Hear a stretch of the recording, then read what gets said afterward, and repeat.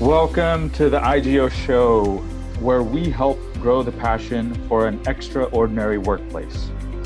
If you're listening to or watching this, we hope to strengthen your passion for a workplace that has the potential not only to have an extraordinary impact on your life, but also on the world. My name is Amit Riker, and my co-hosts are Valerio Pascotto and Timothy Galway. Now to you, Valerio. Thank you, Amit. What drives our efforts is really a vision and credo to enrich humaneness in the workplace. For that, we interview thought leaders who have been inspired by values of compassion, empathy, and modeling to share their discoveries, challenges, and successes. Really, there's no time like now to change the tide, from hateful divisiveness to seeking similarities, from the myth of the genius to the wisdom of humankind, and from the fears of the primitive brain to the wonder of generosity and warmth. To support you in this work of creating extraordinary workplaces, we would like to offer you a free worksheet you can download on the 5 disciplines of a high-performance team. Just go to IGEOS.net to download the sheet and learn more about us. And now, on to our guest for today. Welcome, everybody. My name is Amit Riker, and with me, we have an amazing special guest with us today, Wakeman. I have so many things to say and share and work together in this discussion and journey, but without further ado, we're just going to jump in and have this amazing ride in this next within this next hour or so. So, brief blurb. I want to say, Sai, amazing work, New York Times bestselling author. But I'm going to open it up, and Sai, please tell us who you are and the amazing work that you do. Thank you. I'm so glad we met. There's just those cool, funky things that happen that are arranged outside of average people like us that I just know are for a reason.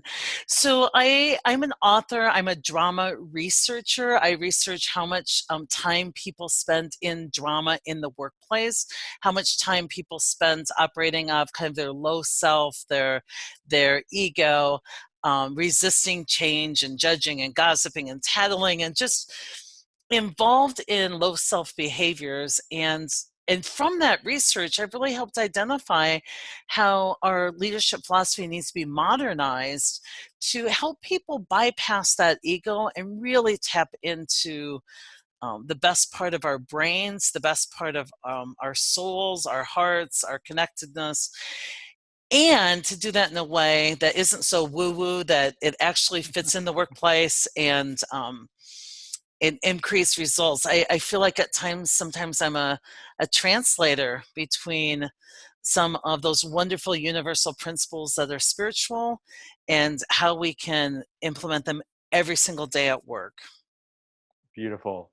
I'm looking forward to touching or getting into that some more, because just going through and reading your books, I hear glimpses of the no BS, down to work, this is what we've got to get done, to an acknowledgement to the universe and bigger forces above us that we can trust and sort of lean into. So I'm excited to sort of explore that. Maybe I think it's a cool combination. It is. And just to acknowledge for everybody, I got to meet Sai in person at the Global Force Work Human Conference. Amazing conference, and Sai, amazing keynote that you provided as well. And so one of the things that brought us together is being able to find this common thread that we have of our connection with Tim Galway and his work, The Inner Game of Tennis, and all his Inner Game series. So to that effect, Sai, tell us a little bit about when you first discovered Tim's work and how it's been an influence for you. Gosh, I think so many of us, if we got the Tim fan club together, is somebody personally handed us that book. I don't know, we didn't really have Amazon or Google back in the day. Like that book, somebody in a moment of need handed us. And my moment of need, I was a great student. I was smart. I put together things very quickly, and every once in a while I would have just these inspired moments of really tapping into some big ideas and big things, and would scare myself to death, and then basically go off and get into some college behaviors of drinking or other stuff. And I was just toggling back and forth and back and forth, and I met some women that just said, you really need to leave some of that stuff behind. And they started to talk to me about the Course in Miracles. And of course, if you know the Course in Miracles, no one ever knows the Course in Miracles, but that blew my mind. That was a little too big for this head to accept. But I was really intrigued. I loved it. And they said, let me give you the shortcut. Let me give you a good place to start. And they handed me Tim's book, The Inner Game of Tennis. I don't play tennis. I've never played tennis. I played pickleball. I think that might be a lot that like counts, sure. Kind of like I played it like twice. But I remember as I'm reading through it, two things happened. One, I got validation because he talks about those times you're in the zone, you're playing out of your mind. And I not only had those moments throughout my career, I've had a lot of them. I would get scared out of those moments. And instead, what he did was validated, like stay in that conscious unconsciousness, that place that is unhooked from ego, but totally hooked into source and self and your natural abilities, and just like trust it and ride that wave. It's like surfing, like ride that wave as long as you can without judging and second guessing. And I started to have some of those moments that just blew me away. And I loved the book. I think the book, I never played tennis. I've never applied it to tennis. To me, I applied it immediately to life, and his cycle of, then just observe without judgment and look at your results and then learn from that. And the fact that I remember this, I'm 53 now, the fact that I remember this, right, from the time I was 20, is really important. And in fact, I now have created reality-based leadership over the years, that I went back and took a look at Tim's book. I hadn't done that for a long time, and I didn't plagiarize from him. But when I think about what I recommend for leaders, it's so aligned with those basic concepts he put out there. It really, it's in my top 10 books I give people. Just The Untethered Soul, Inner Game of Tennis. I mean, there's just these great classics. So that's my experience with Tim. I have many Tim stories because I've done a lot of work back in the day with executives in their training where I didn't have my own stuff, but I used Tim's stuff. Beautiful. That's beautiful. Maybe, is there a story or two that you'd like to share that comes to mind? There really is. So the inner game of golf, I was working with a group of executives, and they didn't really want training. They wanted a golf retreat. But ethically, I didn't feel like I could, as a leadership development person, take them golfing and call it training. So in one of these inspired moments, my team got this crazy idea. What if we took the inner game of golf, taught the principles, and put people out on the golf course and made the game itself an experiential learning? So we had a whole diverse group of never golfed and, like really great golfers. And we put together this whole curriculum where we would put in equalizers. Like on one hole, we'd make people who are good golfers golf with their opposite hand. And we taught the principles at each hole. We taught a different piece of the book, and we actually had people play golf so they could experiment with the principles, without the principles. And then we did the typical, what happened, what meaning do you make from that, the so what, and then what next, and how do you apply this in your everyday life? And it became just this incredibly popular retreat where people wanted to go. And we still talk to people who remember that retreat and remember those principles in their lives being changed. So we actually made it into kind of a ropes course experience on the golf course. And we wrote a whole program about it. I'm inspired to go back and look at that program. Maybe it's something you and I resurrect and we start to hold some golf retreats. But people's minds were blown. And the most important thing that happened is the people who were experts and hadn't had to deal with incompetence in their skill set for a while had to golf left-handed and move out of what they knew about golf skills and into that non-judgmental place and really that beginner's mind and trusting their own self again. And for any leader, anytime I can move them from their I know ego mind to their beginner's minds and let them trust that beginner's mind again is just such a great day. A bad day for the leader is a good day for the ego and a good day for the soul. So that's my Tim story. I think there's a lot of people who could talk about how Tim has changed their life.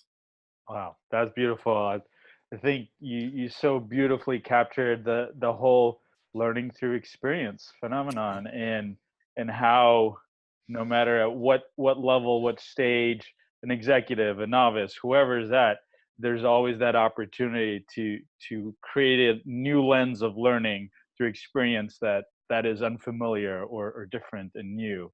So, and I think that's one of the reasons that our learning programs that are just focused on skill, like a lot of accountability programs are focused on the skill set of accountability, but because they don't start with a mindset reset, the skill sets isn't sustainable because you're trying to apply skills, but you still have people operating out of ego and motive. And so what we talk about a lot is you don't have to learn as much as you think you do. Like people call me and they're like, "So I want to teach my team to be collaborative and innovative. Do you have a course on innovation?"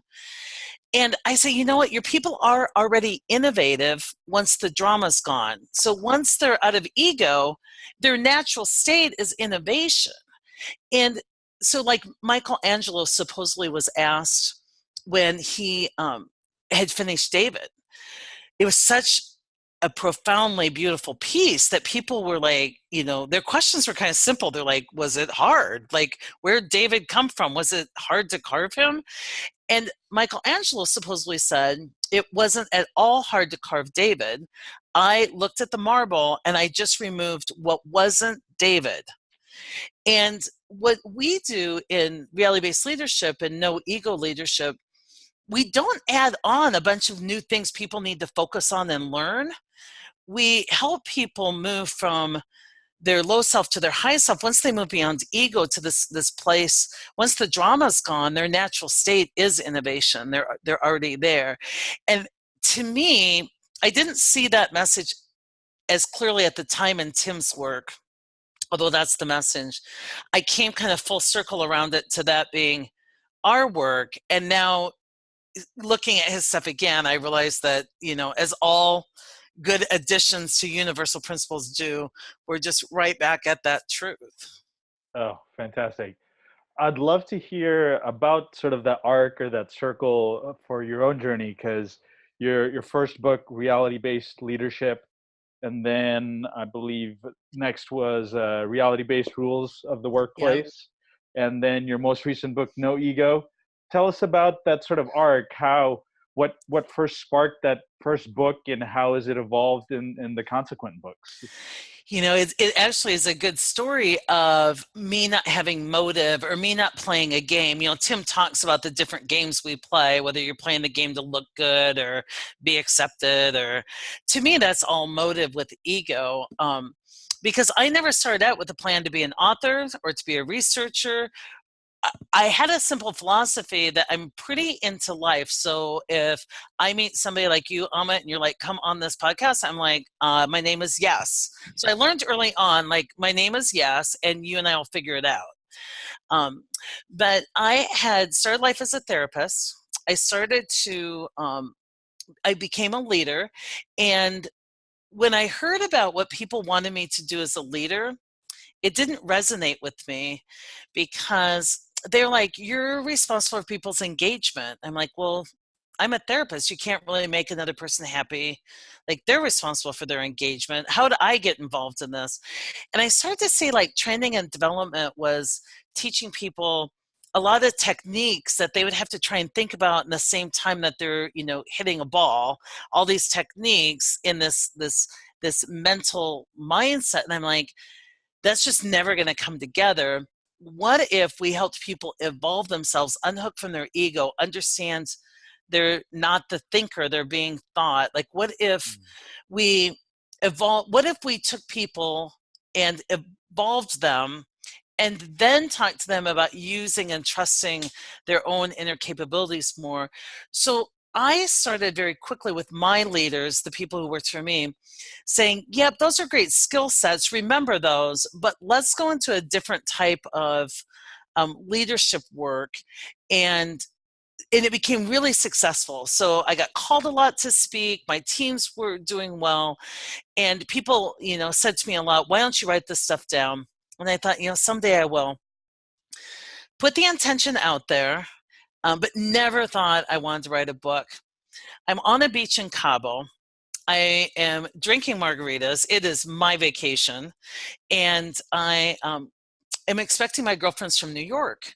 And I get a call from a 212 number. I thought it was New York. And I pick it up. I'd never answer a work call after drinking on the beach. And I'm like, what up? And it's not my girlfriend's. It's a literary agent who's read a few of my blogs. And he said, have you ever thought about writing a book? I'm like, yeah, I would love that. He's like, well, I'll represent you. I'm like, that'd be awesome.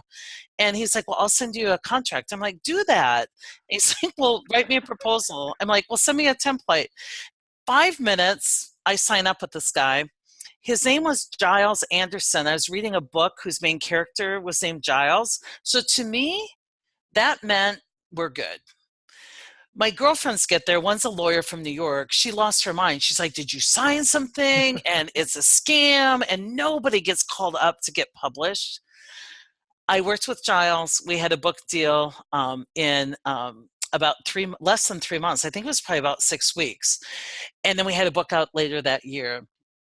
And so that book really took things by storm. It wasn't my New York Times bestseller. I think it's one of my best books. It took us to a whole new place. Then people said, this is how to be a great leader. And you say to work with the willing. And I do say only work with the willing. How do we know who those people are and how did they get that way? So I wrote a book, Reality-Based Rules for Employees. And I said, you know what? Just lead well. Employees, once they read this, they'll understand. They'll come along or they won't. They're either ready to move out of ego or not.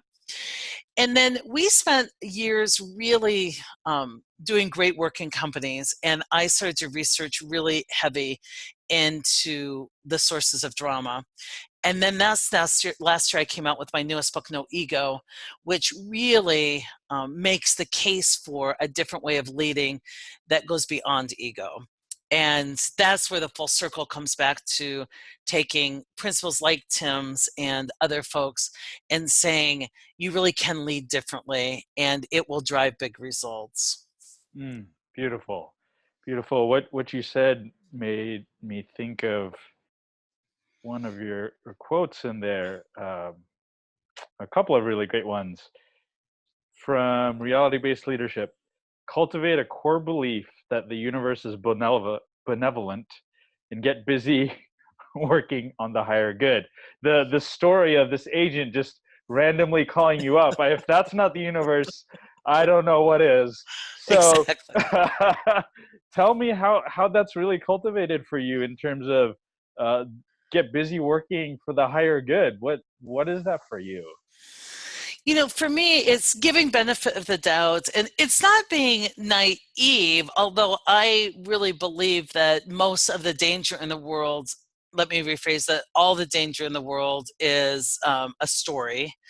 But people's behaviors and opportunities and all of those things, for me, the universe is kind and always working for my highest good, but I've got to work with it, because I can go through the same day, joy or misery, my choice. I can focus on reality and what is, and improvise with that, or I can create a story that I paint the picture that nothing's possible, it's not out there. It's really the difference between living in abundance or scarcity. Getting clear that I don't really own anything, but so much is provided for me. It's a lot of duality and seeming contradictions. But what I really realized is, for me, and this probably sounds a little crazy, I think the universe has all these impulses that it wants to manifest. And if you're not open, or if you're not a good host to what the universe's impulses are, it's okay. The universe will just go find a better host. And so I just try and be open to what the universe is tapping me on the shoulder for, and trying to say yes. And if I get into my ego, I'm like, well, how can this happen? And if I get out into the future, I have a lot of stress. And I'm like, well, there's no business plan for that. And I just try to back away and say, my job with this idea could be to entertain it for a minute, to host it while other people get ready and me hand it off to them, for for me to really bring this home. Just because I'm open doesn't mean I have to do anything. I just have to be a great environment for the universe to know that its impulses are welcome and well received, if that makes sense. And work becomes effortless at that point. It's just, and so when I say get busy doing it, a lot of people sit around waiting for inspiration to happen, and they have the impulse, but they aren't really willing to, track me down in a bookstore like you did and said, hey, will you do this for me? So the impulse was there between us. It's a great example. The impulse was there. The connection was real. I remember I saw you in that hat, and I'm like, I love that hat. I love that guy. I'd never even met that guy. And I was open to that impulse. Nothing came of it. I'm walking through the bookstore. There's that guy again, in the hat, and said, hey, do you want to do some work together? And to me, then getting busy making that happen is, yep, let's get it arranged, see where it goes, get on a podcast. Being willing to do the work and being willing to entertain the impulse, I think, is important.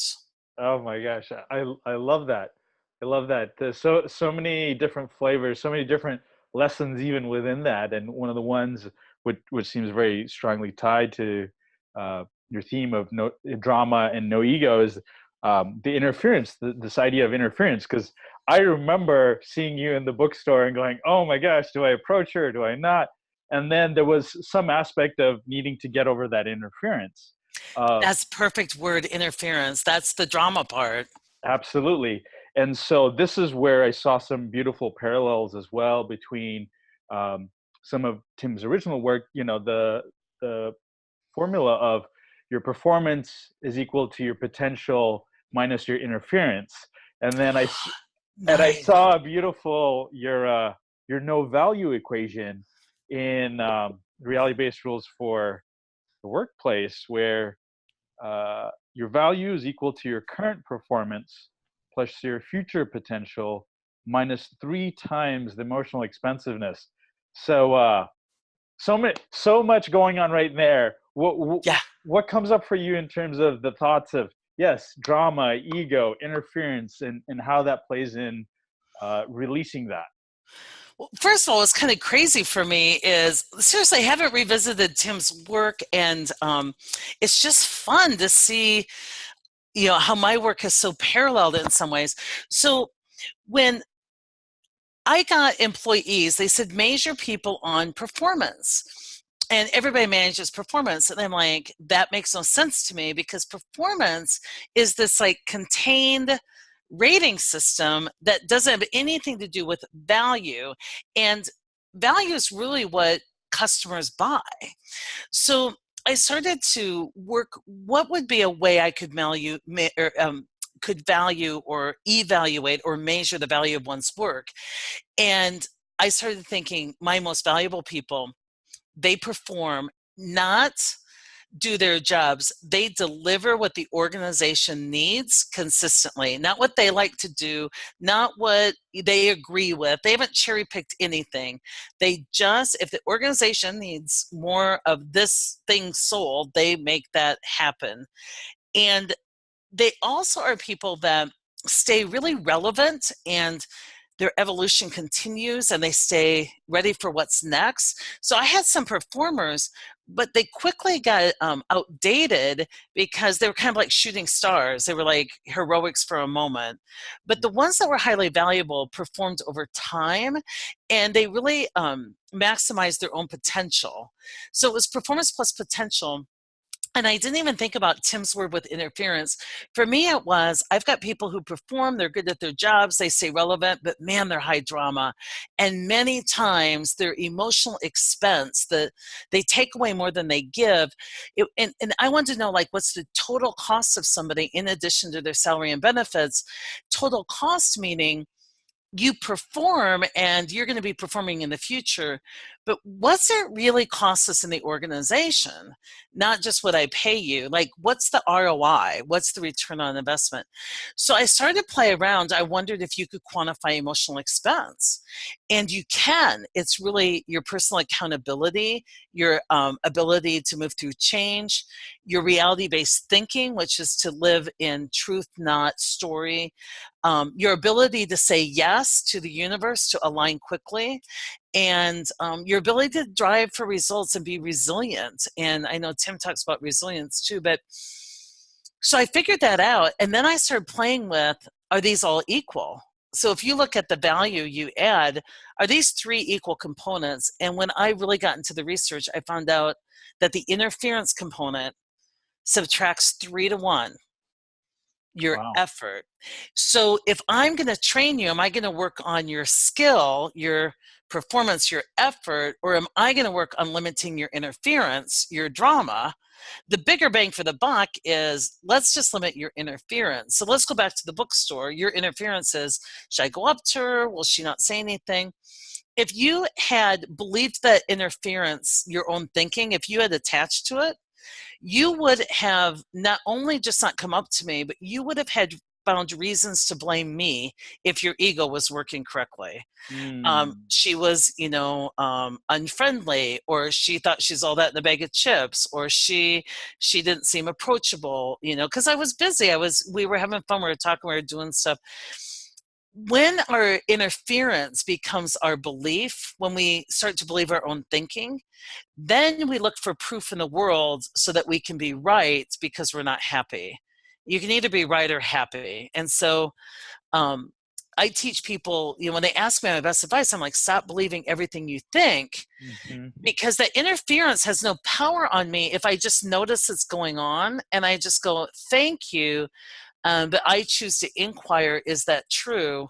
And I'm not going to accept that as truth.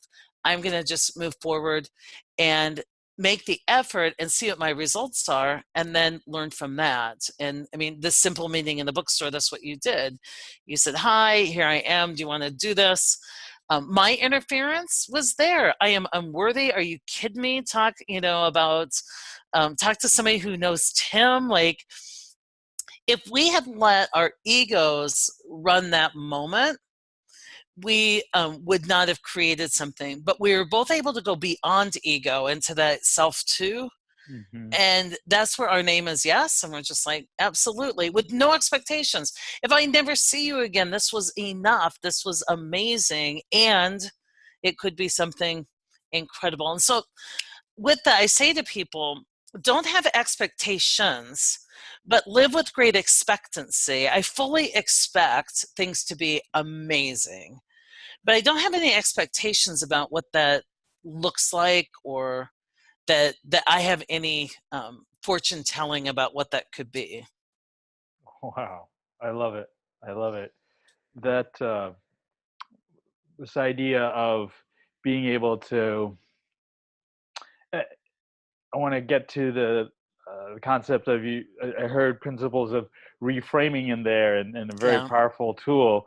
But even just getting to hear some of the things you're talking about, and some of the clients that I work with, or even some of the work doing some collaborative work, not only with Tim, but one of his business partners, Valerio, and they talk about really looking at teams and how the potential for teams can be incredible. You know, when you take one person and their potential and you multiply it by the potential of other people, incredible.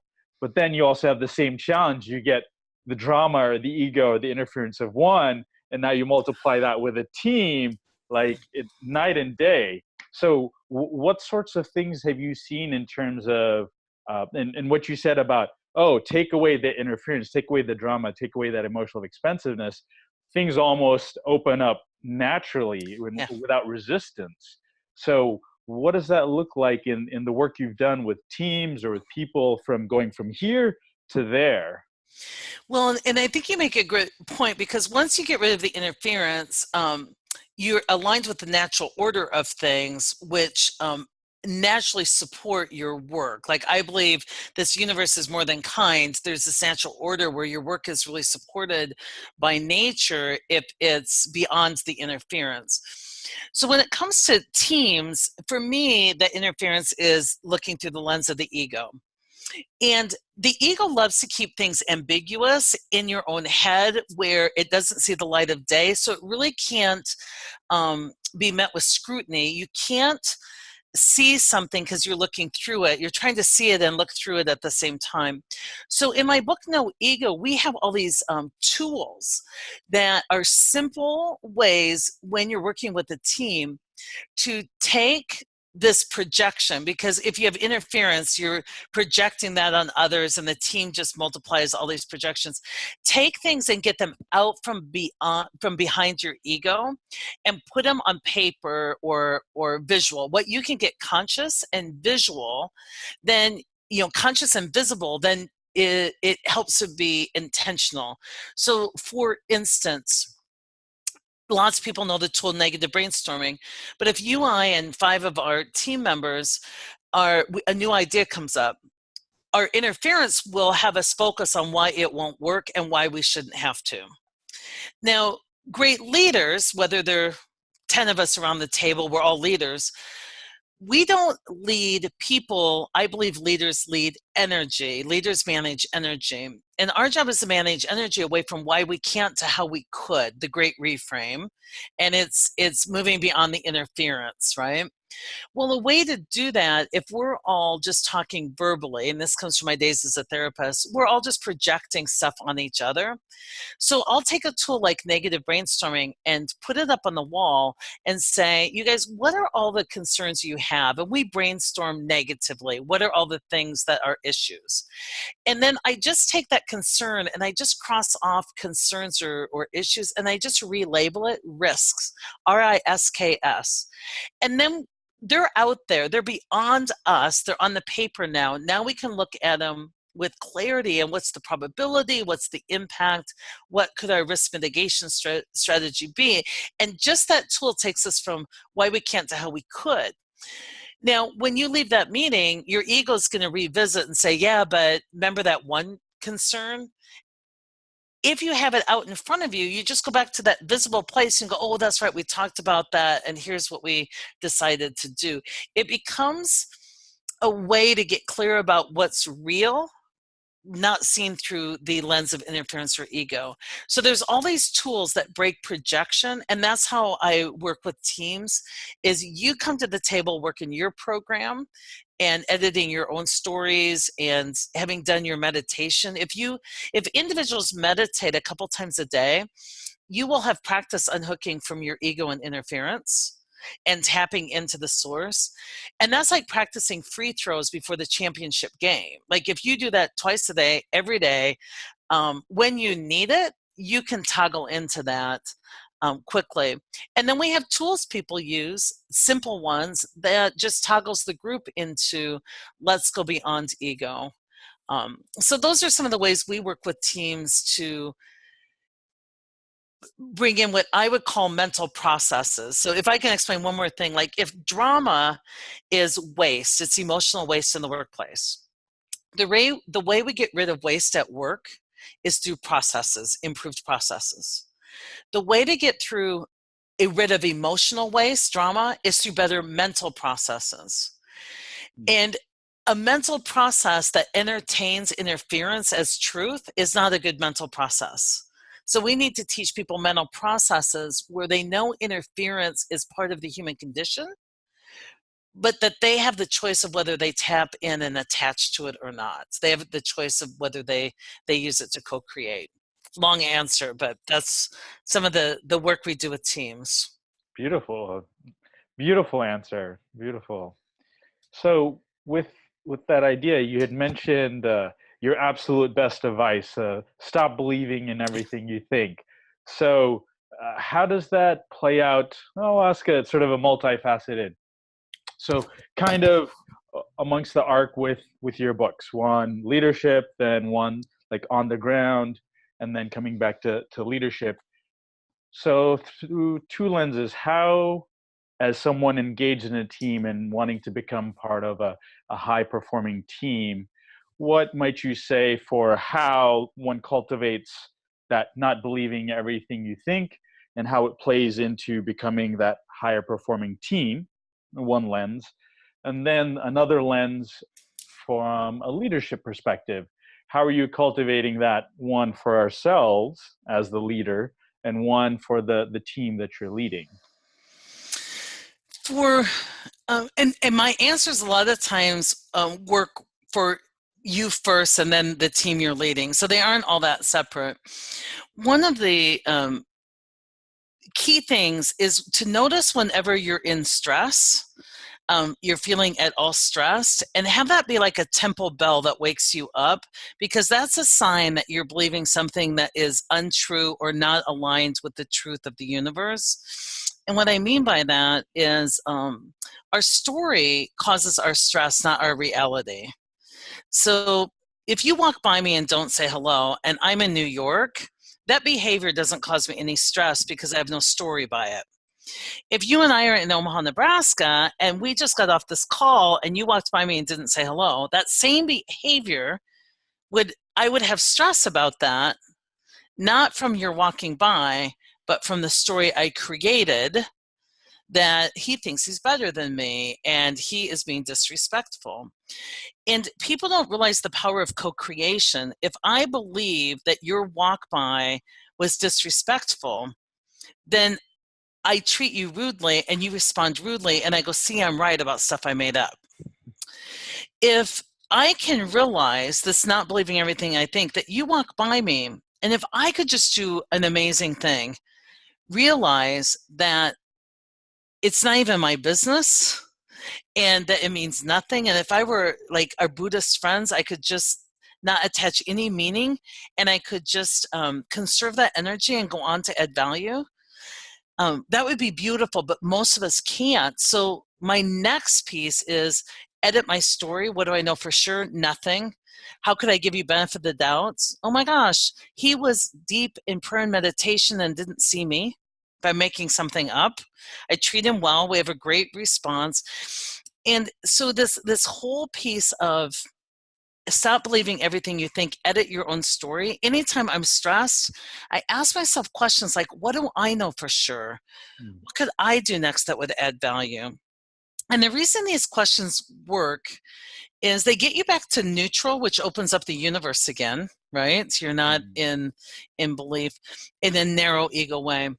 But they also toggle switch you from low self to high self. So if you're in low self, you're in ego, and you're creating stories, and you're assigning motive, and you're judging, and pretty much you're a victim. If I think that you walked by me and didn't say hello and you're being a snob, I'm a victim, and there's just not a lot of options. Why would I even try and talk to you? You're rude.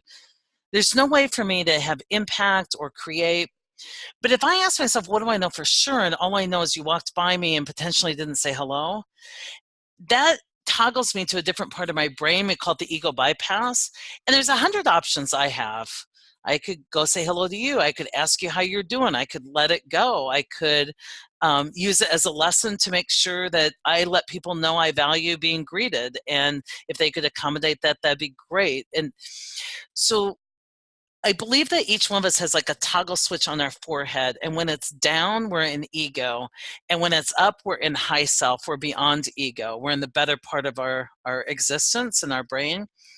And that for each other as leaders or colleagues or friends, that whenever I see you in low self, I can just reach over and toggle you up to high self with a simple question for self-reflection, because the ego loves to vent.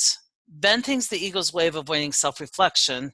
And self-reflection is the foundation of accountability and engagement. It's where I can really go make a difference. So I can vent or make a difference. I can be narrow in my viewpoint or go engage. If I engage from a place of ego, I engage with revenge or motive. If I engage from a place beyond ego, I engage from a collaborative, creative space. Beautiful. Wonderful. So yeah, it's interesting. When I was little, I found this book, and I lived in a little tiny town in Iowa. So what this book was doing, I don't know, in my closet. And it was a book of poetry by Rumi. And the quote I fell in love with, I remember not quite getting it, but knowing I loved it, was the quote that he had that said, "Out beyond the ideas of right doing and wrong doing, there is a field, I'll meet you there." And I remember thinking, my parents were going through a tough divorce. There was lots of accusations and judging. And I just remember thinking, life doesn't need to be this hard. Suffering's pretty optional. Like if we all got beyond this place of ourselves that was judging and just toggled beyond that, it could be incredible. And for me, there's this workplace beyond ego that we can connect in as teams and leaders that's just profound. And that my work today is helping people learn how to toggle into that world. Wow. Beautiful. I love that. I think this is a really great place to be able to say that it's been such an honor. It's been really fantastic being able to dive into this some more. And I feel like I could easily keep talking to you for another couple of hours here. This is stuff that I love to talk about and really hear the way people engage in their work as it sort of molds for the work you're putting out to the world and the work you're doing, as you said, as the universe is coming through you as a host for you. So any other last parting words of wisdom you'd like to share in whatever open form that comes to you? Sorry. I think we just covered so much of it. I want people to know that if you're finding your life or your work right now hard and effort, full of effort, you can have the same boss, the same job, the same day, much more effortlessly with simple toggles. That so many times we think that the issue is with what's out there, and the issue is really with the lens through which we're seeing. And so there's so much more freedom out there than people even realize. And that's what excites me about helping people know this. And as they come to know it, knowing they're going to screw it up, but only daily. Like I write books on this stuff, and I get to relearn it 50 times a day. And the key is not doing it perfectly. The key is the awareness and the wisdom of the path back. So the ability to wander and return is really where you want to build your muscle. Not staying 100% on center. That takes to me too much energy. The ability to be free and know if I wander, I know exactly how to return, really gets you then being able to play and create. But yeah, we've talked about a lot of deep stuff. Hopefully we haven't scared anybody off, but if people are interested in some of my thoughts on the topic, I have my own podcast called No Ego. And anywhere on social media, we have wonderful resources. Anything at Cy Wakeman, CYWAKEMAN. You can binge watch our YouTube channel. Many people do. But what we most want to do is engage with you. So as you're having those thoughts, as you have questions come up, let's hear them. Let's dialogue. Absolutely. Thank you so much, Sai. So as Sai said, you can check out her podcast as well. Also, your website, saiwakeman.com. Where else can people learn more about you, Sai? Actually, the RealityBasedLeadership.com is the website. But seriously, if you go on any social media, Instagram, LinkedIn, connect with me on Facebook. We have our own Facebook show, a Facebook watch show called Life's Messy, Live Happy. But if you just look at Sai Wakeman, you will find it. We believe in abundance, and there's not anything we have that we haven't put out there for you. Beautiful. Thank you again so much, Sai. This Thanks. has been such a pleasure. And thank you everyone who's watching and listening. And we look forward to connecting with you again much further and very soon. I hope so. Thanks. Take care. Bye. Thank you for joining us today. We have many more exciting thought leaders to come on this show. If you enjoyed this interview, please click the like button and also subscribe so that you can stay tuned to learn from other powerful thought leaders in future shows. We would also appreciate your comments and feedback on the show, as well as who else you would like to hear from. And don't forget to visit our site, IGEOS.net, to download the free worksheet on the 5 disciplines of a high-performance team. See you next time.